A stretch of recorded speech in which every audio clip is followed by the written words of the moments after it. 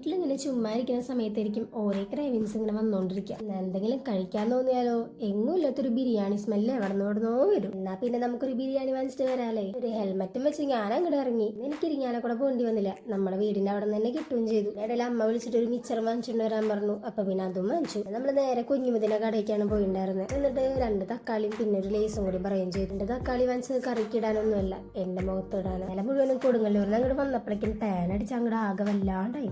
വന്ന് ഞാൻ ആ ലേസ് പിടിച്ചിട്ട് അങ്ങോട്ട് കഴിക്കുകയും ചെയ്തു കേട്ടാ. പച്ചലേസ് എന്നും എന്റെ ഒരു വീക്ക്നെസ് ആണ്. പണ്ട് മുതലേ ഞാനൊരു പച്ചലേസ് ഫാനാണ്. നിങ്ങൾ ആരെങ്കിലും ഉണ്ട് ഇതുപോലെ പച്ചലേസ് ഫാൻ? ബാക്കിയുള്ളത് ഞാൻ അവൾക്ക് അങ്ങോട്ട് മാറ്റി വെച്ചിട്ടുണ്ട്. അല്ലെങ്കിൽ ഞാൻ തന്നെ ചിലപ്പോൾ കഴിച്ചു വരും. നല്ല രീതിക്ക് വിശന്നിരിക്കുന്ന കാരണം ബിരിയാണി പൊടിച്ചിട്ട് അങ്ങോട്ട് കഴിക്കാൻ തുടങ്ങി. സൂഫിയിൽ പോയിട്ട് മന്തിയൊന്നും കഴിക്കാത്തതുകൊണ്ട് ഞാൻ അമ്മയടുത്ത് പറഞ്ഞു എനിക്ക് ബിരിയാണി മതി. വാങ്ങിച്ചൊക്കെ തരാന്ന് പറഞ്ഞെങ്കിലും ഇത്ര പെട്ടെന്ന് ഞാൻ ചോദിക്കുന്നു വിചാരിച്ചിട്ടുണ്ടാവില്ല. ആണെങ്കിൽ ഒരു ബിരിയാണിന്റെ റീൽസ് തന്നെ കണ്ടാൽ മതി. അപ്പോഴേക്കും അതിന്റെ സ്മെല്ല് എനിക്ക് എങ്കിലും ഉണ്ടാവാറുണ്ട്. ഇതുപോലെയൊക്കെ ഏതെങ്കിലും കഴിച്ചു കഴിഞ്ഞപ്പോഴേക്കും ആ ലിപ്സ്റ്റിക്കിനെ ഞാൻ കഴിച്ചിട്ടുണ്ട്. ഇന്നത്തെ വീഡിയോ ഇത്രേ ഉള്ളൂ ഗൈസ്. അപ്പൊ ഞാൻ പോയി ഒന്ന് കിടന്നുറങ്ങട്ടെ.